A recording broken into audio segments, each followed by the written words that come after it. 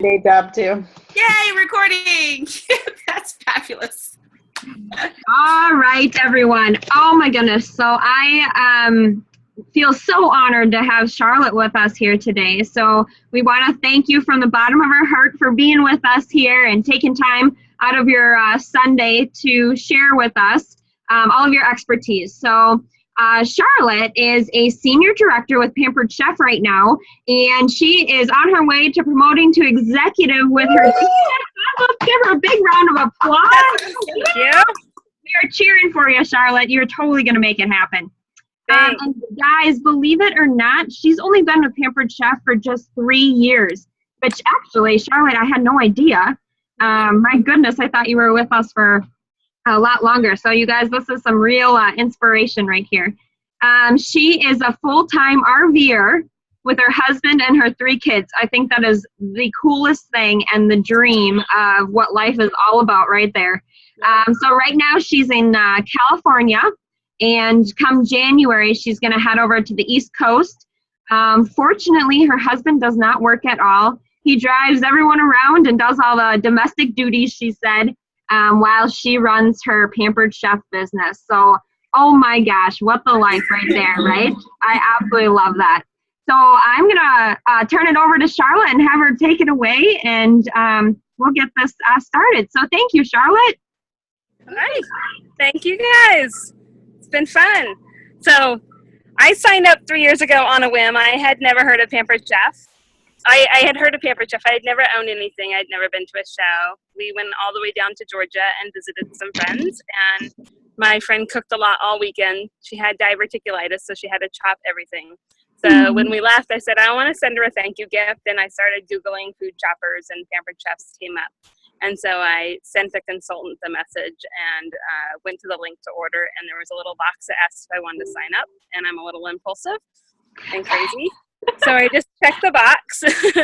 And then my kit came, and me and my husband were playing with the staff, and I ended up falling in love with it, and I made $900 my first month. So I was like, oh, I can actually make money with this. Contrary to what people say, I do virtual shows. I have done 2 cooking shows that I did last year when I promoted to advanced, because I felt like a dummy when my team would be like, you know, oh, what games do I play at my cooking shows? Or do I buy the groceries, or does my host? And I was always like, I don't know. I have to ask somebody. So I did do 2 cooking shows so far, and then my goal is, as soon as I promote to executive, to throw in a lot more cooking shows as we travel. You do get a little bit of burnout, I think, doing the same thing over and over. I get to where I don't even want to set up Facebook shows now because I've done so many in 3 years. So I love Pampered Chef. It's been great for me. I do about 8 to 10 virtual shows a month. It gets harder as my team grows. I have 173 people beneath me now, and so I find that I do less and less. It's a lot harder to keep up on. Cooking shows, I think, will be nice because they're over and done within 2 hours versus I do 10-day shows.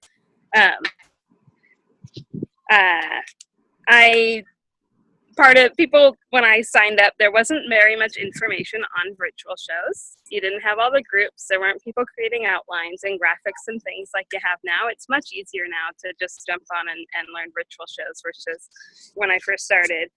And people would always tell me that I couldn't build my business on virtual shows, which is partly why I haven't really done cooking shows, because I wanted to say, oh, well, I can. I'm going to make it to executive on virtual shows. So when we promote this month, I'm like, okay, next month I can finally do cooking shows. So when I started, I asked a couple of friends to host. My first 2 parties were complete flops. They were atrocious. And when I go back now, I save the link to them. And when I go back to them, I'm a little embarrassed.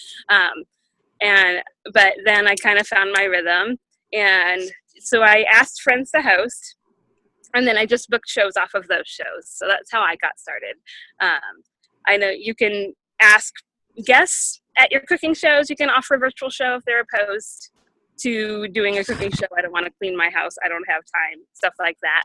You can host your own show. A lot of the girls, when they sign up, if they didn't just host, then I just have them host their own show, and you really just focus on bookings versus sales off of I think that hosting your own is a great place to start if you haven't hosted your own in a while. Your friends and family see how fun it is, and then they're a lot more apt to book when you first tell them what it is. They are like, I don't really want to do that. I do 10-day shows. There's a lot of different styles. Some people do as short as 30 minutes, which is insane to me. 1-hour shows are popular. I did try to 1-hour shows, and they did okay. They qualified, but I really felt like I didn't get to know my guests, and so I got like one booking off of one of them, I think. So the bookings and recruitings were not what they are with 10 days shows. You would just have a lot more time to really get to know people. Some people do 5 to 7 day shows. I tried to shorten mine to a week a few times, but they kept having to get extended because somebody didn't get paid till Friday type of thing. So I just gave up and said, I'll just keep doing 10 days. But as I got burned out, they just started to feel really long. So I was like, I'm just going to do a week. I'm just going to do 5 days, but it is what it is. It didn't work out for me. And you set up your virtual shows in different ways. There's all different styles. I do groups. A lot of people aren't comfortable adding people to groups. I don't really care. I do them anyways. So I set mine up as groups. You can set up a group or an event. There are big differences. In an event, you have to friend your host, and then you have to make her a host of the event. In groups, I just send my host a link to the group and have her request to join. And then once she joins, she can add her friends. And then, but like I say, there's a big hoopla over it being rude to add people to groups without permission. So some people do groups and they make their hosts private message people and all that. I'm really too lazy for all that. I just set it up and go with it, and I rarely ever have a problem. Just like with anything, on occasion you get a guest who complains, and then I just remove them. I do say 3 times at the beginning in my first 3 posts, I say that they were invited, and that if they have any, if they don't want to be a part of the show, that they can click leave group, or they can let me know, and then I'll just remove them. And I think that helps a lot. So they're not just being added without any sort of, hey, you were invited sort of thing. So I do 10-day shows. I do them in the group. I set them up before I ever add my host. So you click create group, you add a cover picture, you update the description that kind of says, you've been invited to Ashley's Pampered Chef party. It's right here on Facebook. It ends on the last day to order is this day in the link, and we'll post games and recipes and fun. I add that as a description. I add a welcome post that has the guest special. That says that if they spend $75 or more, they get to pick this. And then I add a graphic that tells them how they can earn raffle tickets during the party. And then I add my host. So that way my host isn't bombarded as I'm setting up the show. When she's added, the show is all ready to go, and all she has to do is add her friends. And then as soon as she adds her friends, I can post the how do you know the host and get the show rolling. I kind of have a strategy where I'm not a salesy person at all. I avoid salesy things and all that at all costs. So, which is funny because I'm in sales, but so I kind of developed a strategy where when they're added, I post the game, which is you probably have all seen it. It's like guess how many gumballs are in a trifle bowl sort of thing. Mm-hmm. And I will post a game, and then a little later I might post one of the Pampered Chef Feud games. And the only product post I post on day one is did you know there's over 150 products that are $10 and under.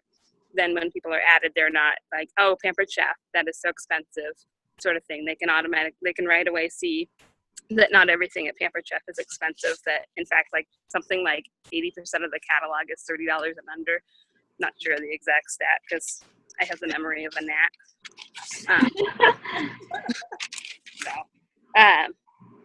So then on day 2, I'll amp it up a little. I post 8 to 10 times a day. Some people post less, some people post more.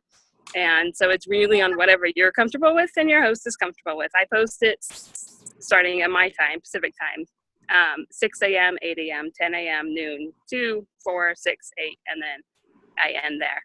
And then you have to add in also that you're posting thank yous when somebody orders. And every night I post a raffle ticket update where everybody's at, which is super helpful if you have a competitive show. You'll get shows where guests are competing for each other, and then it's super important to post a raffle ticket every night where you say, oh, nobody's going to catch Ashley. She's got like 160 raffle tickets and the next person down has 90. Well, that next person goes through and starts playing every game and ordering and everything else to try to get more raffle tickets. Some people don't even do raffle tickets. I'm big on them. And I play a game called the Word of the Show. So my word of the show is always microwave. You can use dishwasher or oven or whatever, but I use microwave, and I keep it, it sounds boring, but I always do the same one because I'm too lazy to change up my posts. Like I have it hidden in every post, including my intro. And so I don't want to go back through and try to I'll just mess it up. I mess up everything. I mess up the raffle counts. I mess up who the winner is. I mess up on the hints on the games. And so I'm the queen of mess ups. My team always says they pulled the Charlott. I apparently disorganized. Be an executive and mess up. Right, exactly. I mess up on my team page, so they it's like their game on my team to go through and find my mistake. That's funny. Funny. So host coaching I don't do because, like I say, I'm really lazy and I don't like to talk to people. I'm pretty antisocial. It's really true. I message my host and I give her the link and then she joins the show. And then some of my hosts are great and they message me throughout the show. And other ones I talk to on like the last day where I say, oh, you earned $90 in free product. Here's how you place your own order. I always say I'm going to get better, but I haven't. So I've just kind of accepted that that's where I'm at right now. But a good host shares the link on their wall. It's great when I get a host who just does things without me telling them. So they post it on their wall and they're super active in the show and they get outside orders. They've shared, I send them a couple of catalogs in their host packets. So they'll share it around work. That's the great hosts do. But the biggest thing is they have to be active. If they're not playing games and they're not posting in the party at all, then their guests really aren't going to. It's an extremely rare show that does good despite the host. Most of the time when somebody says, oh, my show is on day 6 and nobody's participating, I say, is your host? And 99% of the time it's no, I can't get a hold of her. She hasn't messaged me back or something like that. So I think host coaching is important just because I don't do it. I'm sure that I could have, astronomical sales or whatever if I actually host coach. So it is a goal. I'll get there. Charlotte, do you mind if I interrupt you real quick? What do you do then if a host does message you on the 6th day and says, I'm not getting any orders? Do you continue with the show? Always. What do you do then to follow through with it? Even if that show is completely dead and nobody's commenting or anything, I just continue on with it. And a lot of the times you'll end up with a booking, which is really funny because the show's like crickets yet. Oh, I'm going to book a show? Really? Okay. Awesome. Okay, thank you. No problem. So that's my forte is booking and recruiting. And I honestly think I don't really have a system besides in my outline. I start every show on Monday. And so on Thursday, I post a Q&A and it says, are you looking for more, are you looking to earn raffle tickets or just want to get ahead in the competition? Ask me questions about my Pampered Chef business. And I give examples to help them get started. How much do you earn? How do you earn the trip to Mexico? What's your commissions like? Why did you sign up? And I post that on Thursdays, which is a notoriously pretty busy day on Facebook. And I add in my hidden word microwave in there. So you'll always at least get people saying microwave if they don't ask a question. If they don't ask a question by Friday afternoon, the next day, I'll just go through and start answering the questions. I just say, well, until we get somebody who asks, I'm just going to go ahead and answer the questions in the example. So I'll ask myself, why did you get started? And then I answer it. And then I do another comment. How much do you make? Well, I make blah, blah, blah. And then I comment. and so on. And so I've done that, and I actually, off of a show month before last, I got 2 recruits off of that. So they just suddenly jumped in after I answered all my questions. That's awesome. So it's, you just talk to yourself. It's fine. Somebody's watching. The other thing I do for recruiting is I have a Fun Friday drawing. And so every Friday I post and say, happy Friday, let's just have a drawing for a prize.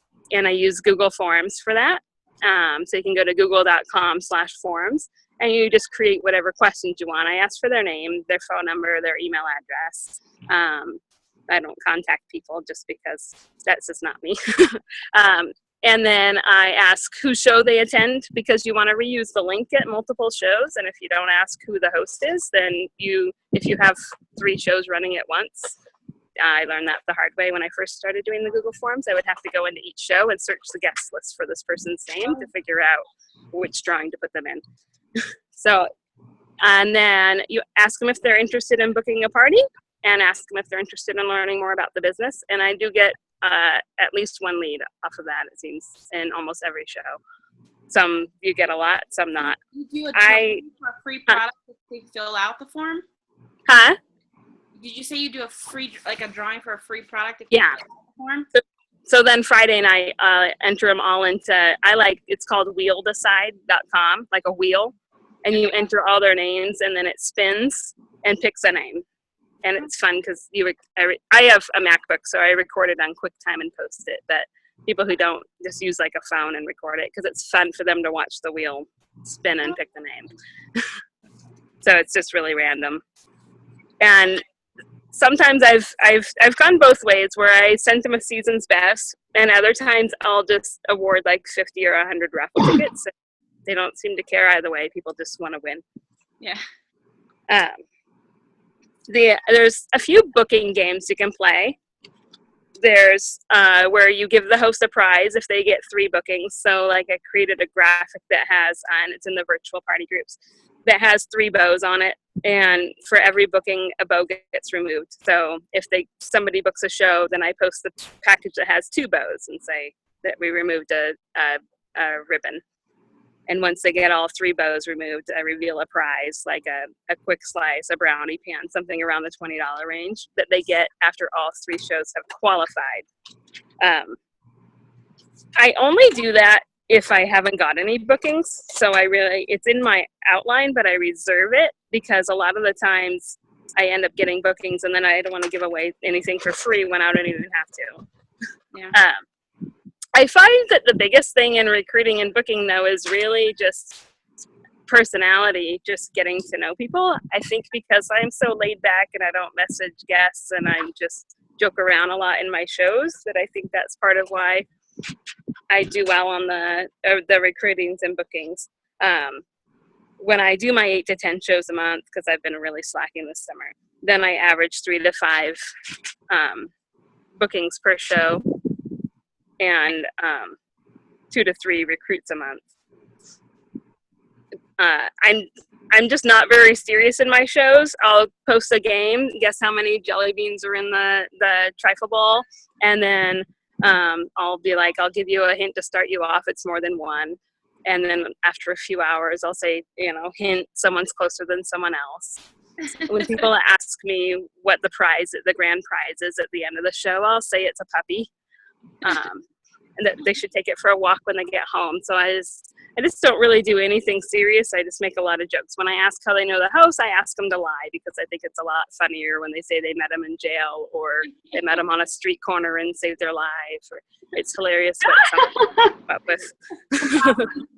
You can tell the crowd on that post too, because you can use outlines and stuff, but really every party is different. I get wild and crazy parties where they're inappropriate, they curse a little bit, and so then you kind of tailor it to a lot more, then they respond more to a lot more jokes and fun sorts of things. And sometimes you get the real churchgoer parties where they don't even want to lie in the post on how they know the host. And so then you're like, all right, we're going to Trafables. Like they're just very rigid, not rigid, but they're just a lot stricter. I have to be really careful what I say in those parties. So I think that's about it. So I do Facebook groups and 10-day shows, and you just set them up. And like I say, mostly you just have to have fun and not just try to sell people. I try to learn something about every active guest in the show. So you can do that with when they're commenting on something. You can say, oh, your daughter is so cute in your profile picture. How old is she? And you just kind of ask them questions. Or they say they know the host from where they worked 15 years ago. You can ask them a question about that, and so. Connecting with the guests is the best way to get bookings and recruits, is if they know you and they like you. Awesome. That's really great. Hey, I think a lot of people are probably wondering if, two questions. One, if you use Cinch Share, or if you, okay. So you don't post all of your stuff on your time by yourself. It's all Cinch Share based on every 2 hours, like you had said. Yeah, it depends. The last month I haven't used Cinch Share because I've been too lazy to even go on and schedule my posts. But usually, especially if I have multiple shows than I do, I was on a nice system where every night I would sit down for the 10 minutes and schedule my posts for the next day, which I never schedule more than one day because like every show is different. And Right. So if you're not tailoring it a little bit to that show's hosts, then you might lose out on people. So the last month I've only had one show going at a time, and so I've just posted it myself, but typically I'll use Cinch Share.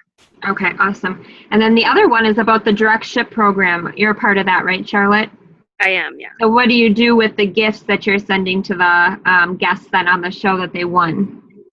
I ordered a bunch of Season's Best and everyday cleaning cloths. Uh-huh. If wins that didn't order, they get a Season's Best, and the Fun Friday drawing I'll send a Season's Best, and everybody else gets a everyday cleaning cloth.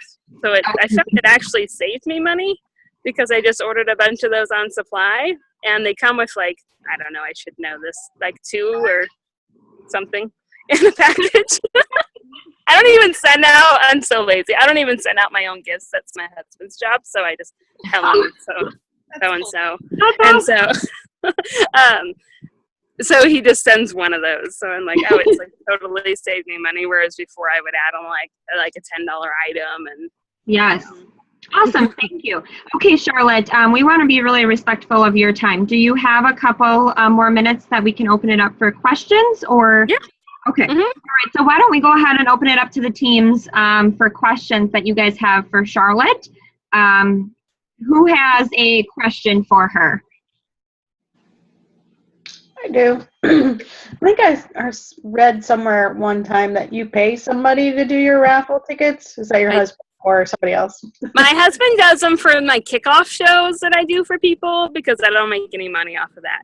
And otherwise, there was a host I had who was great, and then she would come to my parties just because she liked the games, and I pay her $20 a show to do my raffle tickets, and she's actually a consultant now, but she still does my raffle tickets. So then every night she just, because especially when I was doing like 20 shows a week, the raffle tickets are what like really made it hard to keep up with.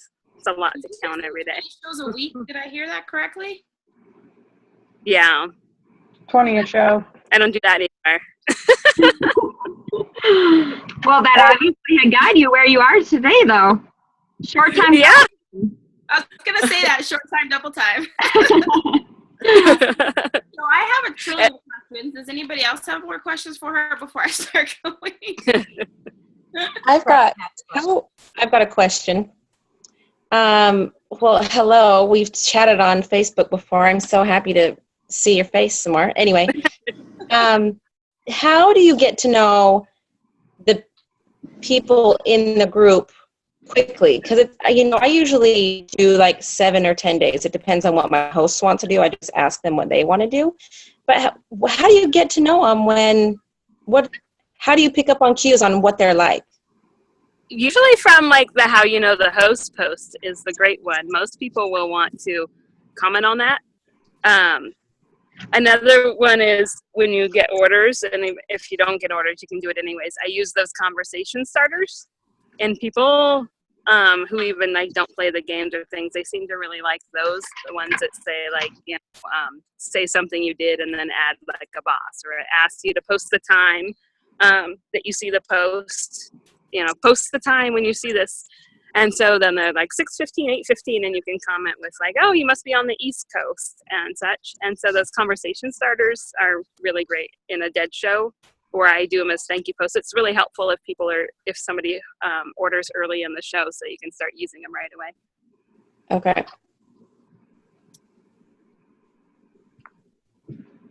We could just stare at each other for a while. All right. Does anyone else have a question?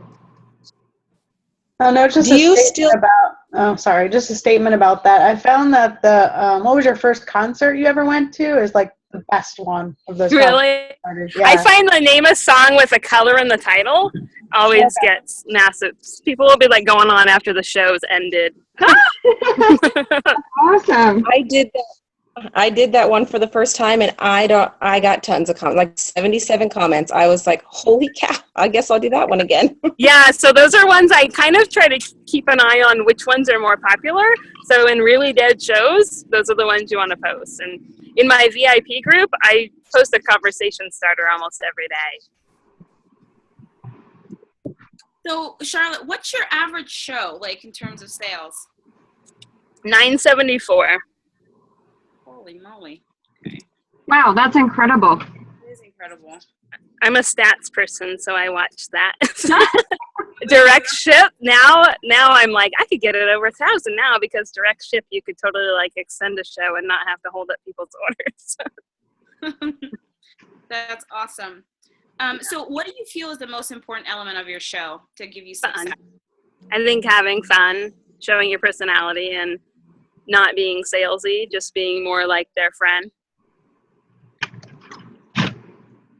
I told you I have a bunch of questions. I can keep going on.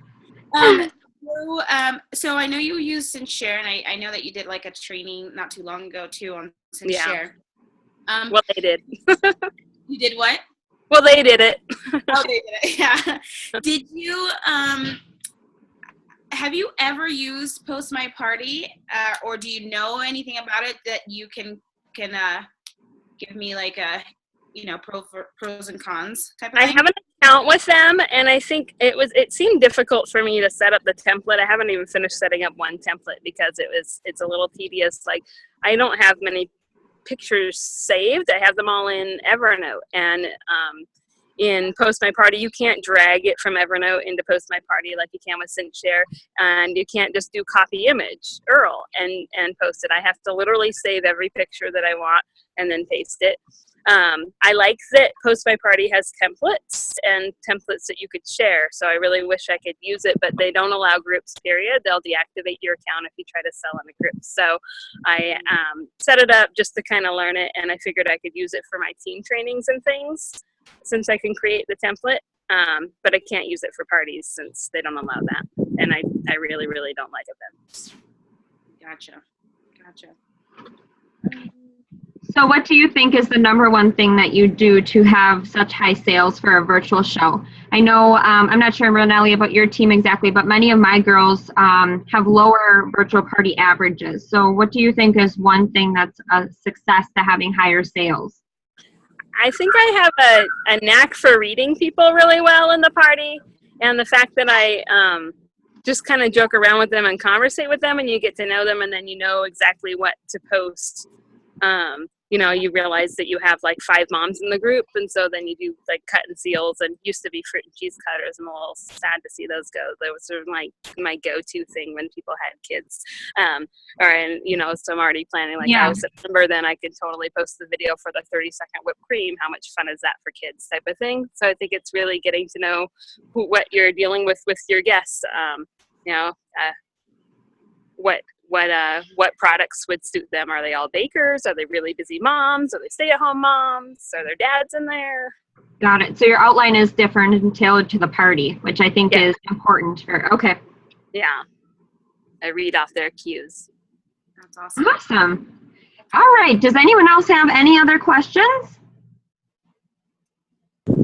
Do you still do one guess for the guessing games? Yeah. I found that that really helped. I don't feel so tied to my phone checking to see if anybody won. Right. And I've gotten so lazy that I've taken off the time now, so I just announce a winner whenever I feel like it. Actually, I had a show that ended Friday, and I have 2 of the games that I haven't announced a winner yet. Nobody's noticed.